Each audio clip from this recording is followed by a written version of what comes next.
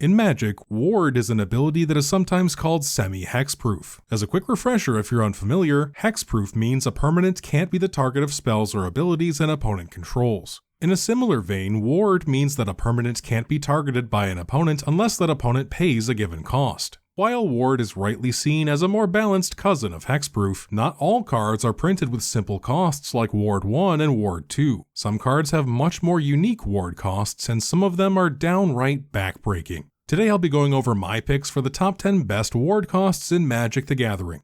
Kicking off today's list at number 10 is Axebane Ferox. This 4/4 beast came out in 2024's Murders at Karlov Manor, a murder mystery-themed expansion set on the plane of Ravnica. The Ferox costs 2 generic and 2 green mana and sports Death Touch and Haste, making it a formidable board presence on summon. It also has a layer of protection in the form of its ward cost, Collect Evidence 4. This is a fitting murder mystery adjacent mechanic alongside mechanics like Suspect and Investigate. To collect evidence X, a player exiles cards with total mana value X from their graveyard. In the case of Axebane Ferox, this means exiling cards with total mana value 4 or greater. In addition to shutting off potential graveyard synergies and recursion, Axebane Ferox also provides itself with great protection in the early game. An opponent is less likely to have enough cards in their graveyard to exile before this hasty beast gets swinging. This is especially true due to the card's green color identity, meaning mana ramp can ensure that this creature hits the board well before turn 4. However, in the later game or against decks that don't care as much about graveyard strategies, this ward cost isn't nearly as punishing, which is why it took the number 10 spot.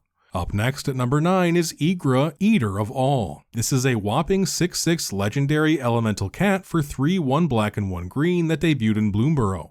Its ward cost requires an opponent to sacrifice a food in order to target it. While there are no shortage of cards that generate food tokens, it remains a somewhat niche mechanic, making this ward cost more narrow. Or at least it would. The rest of Igra's text box explains how all other creatures become food artifacts in addition to their other types. It also gets 2 +1/+1 counters on it each time a food hits the graveyard. Functionally, this means that an opponent will usually have to sacrifice a creature in order to target Igra, and that's probably a good idea since it'll only continue to get bigger turn over turn. Against a deck that doesn't use a lot of creatures, this will be much more difficult to overcome. However, given the fact that a lot of decks do use creatures and some of those likely even have some disposable tokens, Igra's resistance to being targeted is somewhat situational. For a less inventive but no less punishing ward cost, we move on to number 8, Kappa Cannoneer. This 4/4 Turtle Warrior from Neon Dynasty Commander costs 5 generic and 1 blue to summon. It's an artifact creature with Improvise, the artifact-centric cousin of the Convoke ability, meaning its substantial cost can be mitigated by tapping artifacts you control. Kappa Cannoneer comes with an imposing Ward 4, effectively making it hexproof unless your opponent has way too much mana to burn. This makes even some of the cheapest removal spells prohibitively expensive, and your opponent will typically be left wondering if targeting your Kappa Cannoneer for removal is even worth it. But that's where its next ability comes in. Whenever an artifact enters under your control, the Cannoneer gets a +1/+1 counter and can't be blocked this turn. Because let's be real, this was never going to cost 6 mana for a 4/4 that just sits there. Clearly engineered with Blue's affinity for artifacts in mind, Kappa Cannoneer becomes an increasingly threatening magnet for your opponent's removal, but unless you tapped a good number of artifacts to bring it out, chances are your opponent has a fair bit of mana to play with by the time this Kappa hits the board.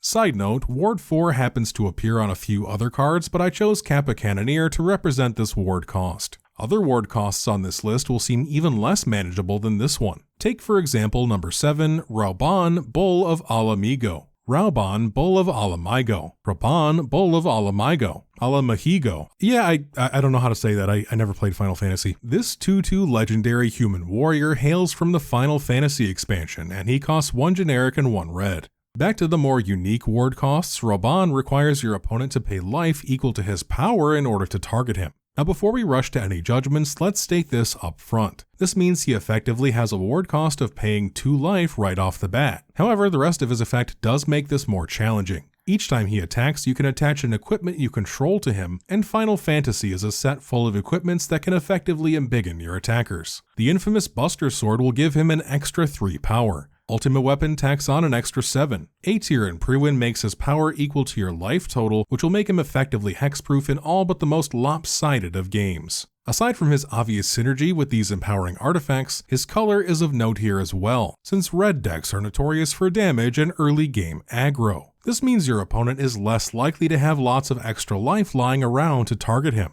However, this also means that he's much more likely to be sniped on summon before he can get too dangerous. Still, a creature that burns up an opponent's removal spell and still shocks their life total is a pretty respectable baseline. The next card doesn't have a scaling ward cost like Raubahn, but it is more punishing without additional setup, and it's the video's only split ward cost. That honor goes to Ovika, Enigma Goliath. This is a 6/6 legendary Phyrexian nightmare for 5 generic, 1 blue and 1 red. This creature has flying and lets you create Phyrexian goblin tokens every time you cast a non-creature spell. It also has ward 3, pay 3 life. Individually, these components aren't as impressive as other ward costs such as ward 4 found on Kappa Cannoneer and others, nor is it as oppressive as ward costs that require you to pay life, such as a scaled up Raubahn or another card we'll cover momentarily. However, Ovika's unique in that it asks for a good bit of both. Paying 3 generic mana and 3 life does feel like more than the sum of its parts, as it requires you to be confident in your game state to burn mana and bring yourself closer to defeat just to target this monstrosity. Like other cards on this list, it paradoxically also draws removal attention to itself due to its abilities, as failing to deal with an opponent's Ovika will likely result in you staring down a horde of goblins. After all, blue and red are both rife with cheap non-creature spells. No matter what situation you find yourself in, you're likely going to feel the hurt from either the life loss or the additional mana cost, if not from both. Believe it or not though, this pales in comparison to what other cards on this list will ask of an opponent. Speaking of paying life, let's look at a ward cost thrice as punishing on our number 5 spot, 9 Fingers Keene. For 1 generic, 1 black, 1 green, and 1 blue, 9 Fingers Keene is a 4/4 human rogue. This card was first printed in Commander Legends Battle for Baldur's Gate. 9 Fingers Keene has menace and has an effect that synergizes with gates. However, of greater importance for this video is her ward cost, pay 9 life. This is the single greatest life requirement for a ward cost in the game of Magic, though some others are pretty imposing in their own right, such as Sire of 7 Deaths requiring a cost of 7 life. 9 Fingers Keene has a fitting ward cost of 9 life, which would be absolutely brutal in 60 card formats where the starting life total is 20. However, having been printed in Commander Legends obviously means this card was designed with EDH in mind. Still, 9 life is no small cost in Commander either, nearly a fourth of your starting life total. Forcing an opponent to lose 9 life to remove a creature with only 4 power is a nice little insurance policy on this creature, letting it search out more gates for mana ramp or any gate-based strategies you might be running. From here on out, the ward costs will be getting more specific or just downright more brutally expensive, like with number 4, Octavia Living Thesis. This is appropriately an 8/8 elemental octopus for 8 generic and 2 blue. It costs 8 generic less to cast if you have 8 or more instants and sorceries in your graveyard. Noticing a theme here? Well, maybe this will clue you in. Octavia has a mind-boggling ward 8. At this point in the list, many of these ward costs truly do become effectively hexproof, because unless an opponent is playing a highly mana-heavy deck, targeting removal probably won't be very effective against Octavia. Then again, it might be worth all 8 extra mana, as Octavia grants base power and toughness 8/8 to another creature whenever you cast an instant or sorcery spell thanks to Magecraft. At this stage in the game, unless Octavia's been cheated into play, both players probably have a great deal of mana to play with, but it'll likely require an opponent tapping down most if not all of their mana just to deal with it. And remember, this is only for the privilege of targeting it, not interacting with it in any way. That'll almost certainly cost extra. It may come as a surprise though that this isn't even the highest generic ward cost in the game, but there are also a couple punishing unique ward costs we'll cover as well. For one of the latter we have number 3, Valgavoth. No, not that one with a measly 2 life ward cost. I'm talking about this one. Valgavoth Terror Eater is a truly terrifying 9/9 legendary elder demon with flying and lifelink. It costs 6 generic and 3 black. With Valgavoth in play, opponents' cards get exiled instead of going to the graveyard, and you can cast those spells by paying life equal to their mana values. Valgavoth takes the bronze on today's list for its punishing ward cost of having your opponent sacrifice 3 non-land permanents.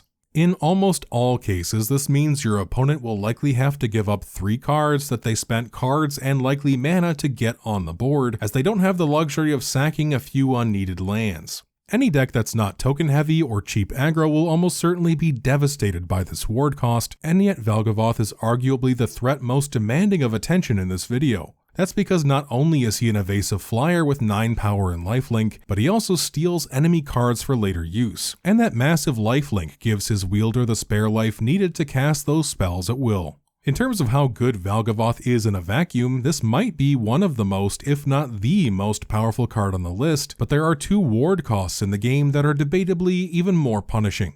At number 2 is the highest mana-based ward cost in the game, and that honor goes to the Tarrasque. This 10/10 legendary dinosaur costs 6 generic and 3 green mana. Whenever it attacks, it gets to fight a creature an opponent controls. But this creature's biggest draw is in the top line of its text box. It has haste and a flooring ward 10 if it was cast. These abilities on a 10/10 dinosaur that can likely remove any creature an opponent has in play when it attacks and can likely close out games in a couple of unblocked swings is cause for alarm. The Tarrasque crucially only gets these abilities if it's cast, but it just so happens to be in the best color for casting gigantic creatures, green. Mana Ramp, Mana Dorks, and Mana Rocks can all contribute to the Tarrasque hitting the battlefield long before turn 9, when your opponent is likely to have a board ready to deal with it. Assuming your opponent even has the mana to target it in the first place by this point, tapping down 10 mana is truly a brutal price to pay just for the ability to target this dinosaur. Even a cheap removal spell like Swords to Plowshares becomes a staggering 11 mana investment.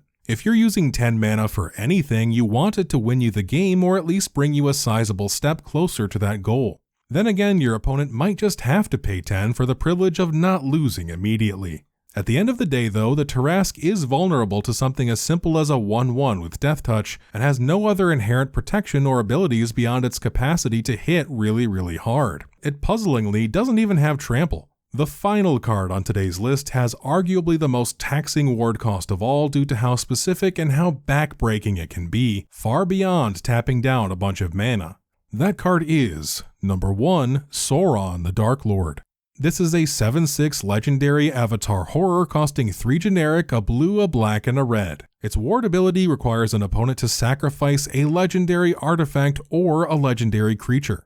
Sauron also amasses Orcs 1 whenever an opponent casts a spell of any kind, including any spell meant to remove him, meaning he'll almost always leave behind an Orc army in his wake even if he's gone. Whenever that army deals damage to a player, the ring tempts you, and when the ring tempts you, you get to discard your hand and draw 4 cards. Sauron is a powerful value engine that can fill your graveyard with useful material, such as cards with flashback or madness, and can draw you a fresh hand of 4 cards, even more useful when your hand is running low. But it's his ward cost that is truly something else. While it's possible your opponent may be able to cheat a legendary artifact or creature into play, the more likely scenario is that they spent the full mana to bring it out. The most common situation where this might come up is in a game of Commander, and if that creature isn't their commander itself, it's probably still an important card to their strategy.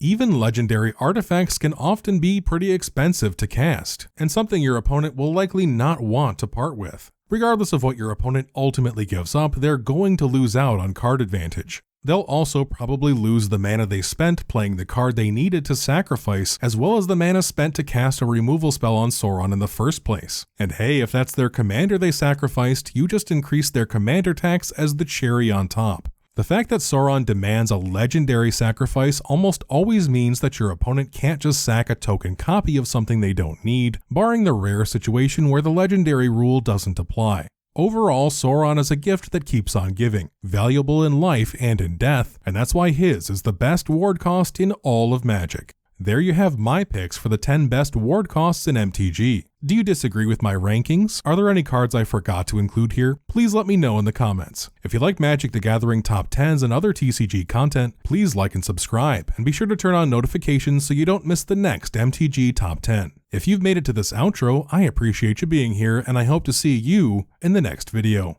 Thanks for watching.